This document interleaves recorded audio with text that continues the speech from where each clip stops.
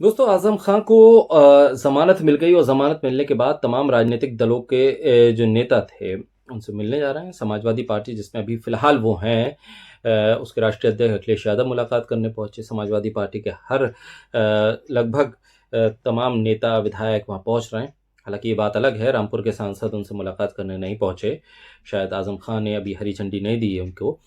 स्वामी प्रसाद मौर्य भी मुलाकात करने पहुंचे। तमाम मुलाकातों का सिलसिला जारी है। 100 से ज़्यादा मुकदमे हैं। आज़म खां जेल से बाहर हैं तो सियासी हलचल भी तेज़ है। उनके बयान, उनके इंटरव्यूज़ लगातार आ रहे हैं। लगातार सोशल मीडिया पर भी हैं, अखबारों में भी हैं, टीवी चैनल्स पर भी हैं।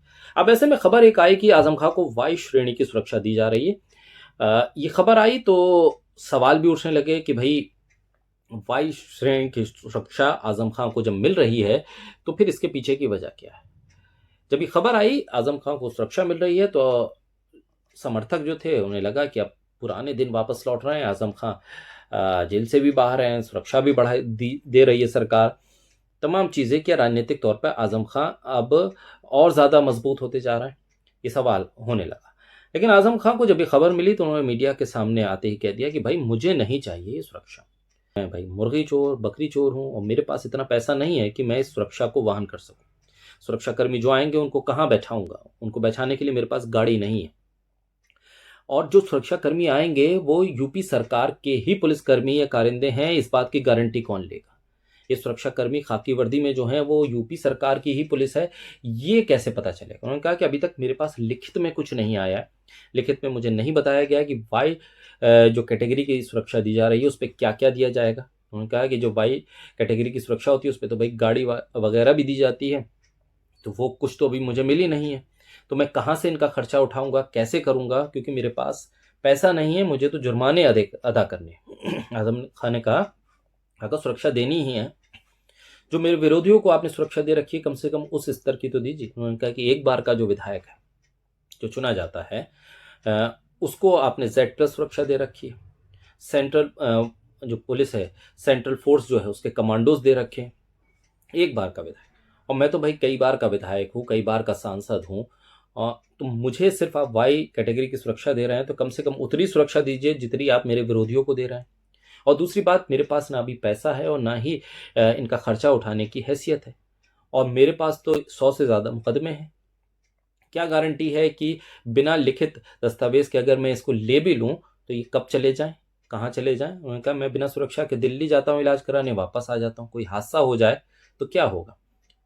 लोकसभा में, संसद में और विधानसभा में एक प्रस्ताव आ जाएगा कि बहुत अच्छे आदमी थे। हादसे की जिम्मेदारी किसी की होगी? तो आजम खान ने तमाम बातें रखी, अपना दर्द भी बयां किया, ये भी बताया कि भाई मुकदमे हैं। और एक अखबार का हवाला दिया उन्होंने कि उस पर लिखा गया कि भाई सजा याफ्ता है आजम खान, तो फिर उनको सुरक्षा कैसे दी जा सकती है? तो आजम खान ने कहा कि जब मैं सजा याफ्ता हूं तो सुरक्षा कौन दे रहा है, कैसे दे रहा है? तो सरकार कुछ लिखित में दे। हालांकि एक बयान भी आया अब्दुल्ला आजम की तरफ से कि भाई आजम खान सुरक्षा को लेकर उसके खिलाफ नहीं है, बल्कि वो ये चाहते हैं कि लिखित में कुछ आए सरकार की तरफ से तब वो उसको माने। क्योंकि ऐसे किसने सुरक्षा दी, किसके कहने पे सुरक्षा आई, कहाँ आई, उस पर क्या क्या मेंशन है, क्या क्या नहीं है, वो क्लियर नहीं हो रहा। तो मैसेज क्लियर करवाना चाहते हैं आजम खान, और सुरक्षा को लेकर जो अब चर्चा है वो लगातार बढ़ती जा रही है। आजम खान को सुरक्षा मिली और आजम खान ने सुरक्षा वापस की।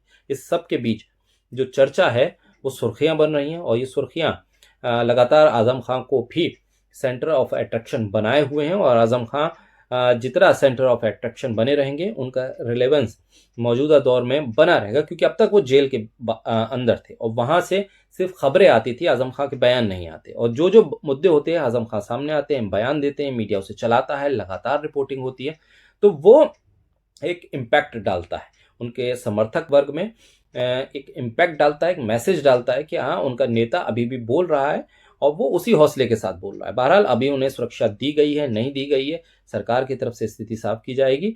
और आजम खान को अगर लिखित ये तमाम आश्वासन सुरक्षा को लेकर मिल जाता है तो शायद वो इस सुरक्षा को मंजूर भी कर ले। बहरहाल देखेंगे कि आने वाले वक्त में किस तरह से इस सुरक्षा को लेकर सरकार जवाब देती है।